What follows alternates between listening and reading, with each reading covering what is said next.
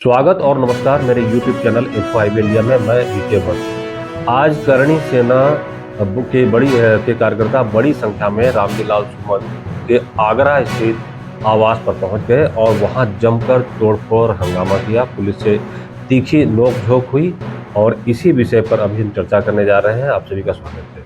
रामजी-लाल सुमन जो कि सपा के राज्यसभा सांसद हैं, उन्होंने राणा सांगा जो कि भारत में अपनी मातृभूमि और देश प्रेम के लिए एक मिसाल है, उनके लिए अपमानजनक टिप्पणी की थी, जिसके बाद छिड़ी बहस और हंगामा और जो विवाद है वह शांत नहीं हो रहा है।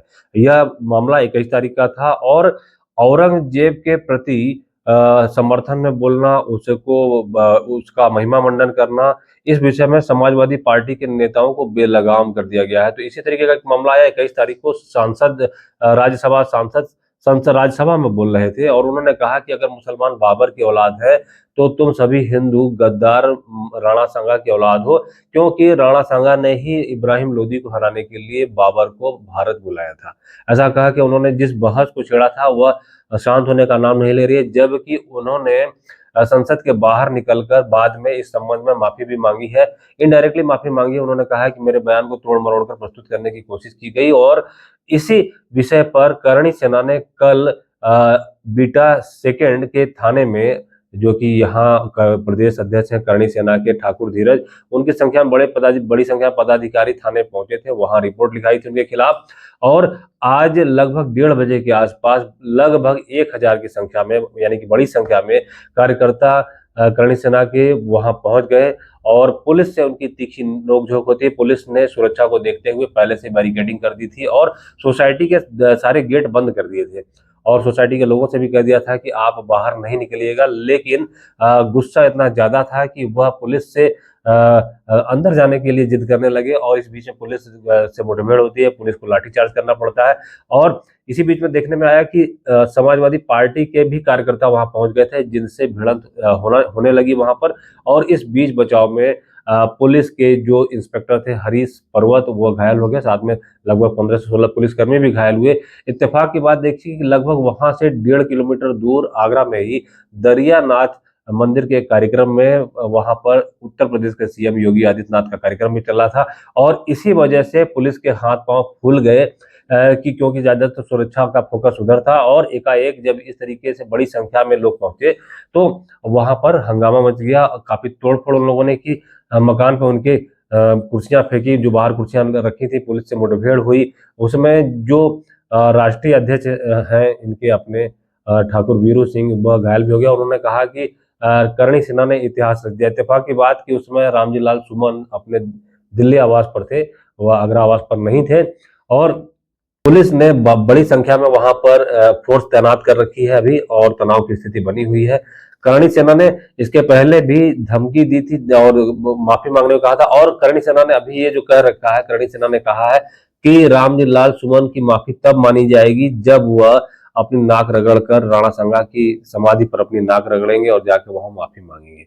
लेकिन इसी बीच में आपने देखा होगा कि समाजवादी पार्टी जो कि महाकुंभ के समय में लगातार महाकुंभ के आयोजन पर अटैक कर रही थी, जिस पार्टी में भगवान राम और अयोध्या की बात करने पर पार्टी की तरफ से दंडात्मक कार्रवाई की जाती है, वहीं औरंगजेब जैसे क्रूर आतताई के पक्ष में बोलने पर या उसका महिमा मंडन करने पर पार्टी अध्यक्ष स्वयं उसका समर्थन करते हैं और उसको अभिव्यक्ति की आजादी बताते हैं। इसी तरीके से अबू आजमी के खिलाफ जब विवाद बढ़ रहा था तो अबू आजमी, जो कि औरंगजेब का उन्होंने महिमा मंडन किया था, और अबू आजमी महाराष्ट्र से विधानसभा से सपा के विधायक होते हैं, तो उन्होंने तो माफी मांग ली थी, लेकिन उनकी अभिव्यक्ति की आजादी कहते हुए अखिलेश यादव लगातार उनका समर्थन करते रहे। ऐसा ही देखने में आया है कि जहां अखिलेश यादव ने यह कहा है कि वह किसी राजपूत समाज का अपमान करना उनका कोई इरादा नहीं है, न किसी के समाज का अपमान करते हैं, लेकिन जिस तरीके से वह यह बात कहते हुए भी रामजी-लाल सुमन के पक्ष में दिखाई दे रहे हैं, इससे समझ में आता है कि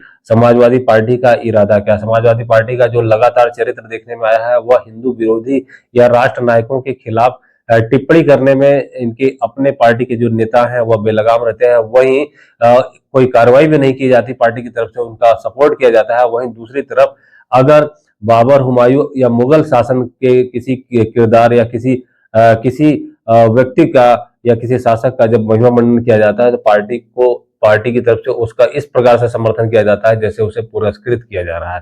तो यह समाजवादी पार्टी का एक कह सकते हैं एक अति तुष्टीकरण है जो मुसलमानों का वोट पाने के लिए इस हद तक जाती है।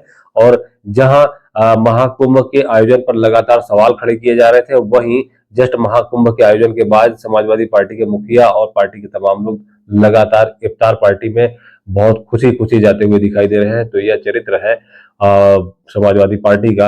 अब देखिए आगे क्या होता है। यह लेटेस्ट अपडेट है जो कि अभी हाल ही में अभी तुरंत सामने आई है। यह मामला लगभग 1:30 बजे के आसपास का है और वहां पे करणी सेना के जो कार्यकर्ता थे वह साथ में आश्चर्य की बात है कि बुलडोजर लेके पहुंचे थे और जब बुलडोजर लेके वह सर रामजी लाल सुमन के आवास की तरफ जा रहे थे तो जब पुलिस ने उन्हें रोका तो वह वहां से तो चले गए, लेकिन वो पीछे के रास्ते से आके उन्होंने उनके घर के गेट को तोड़ने की कोशिश की थी।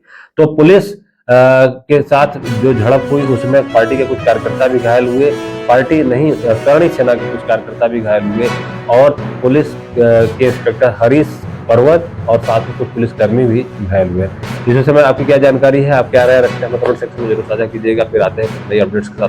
धन्यवाद, नमस्कार, वंदे मातरम।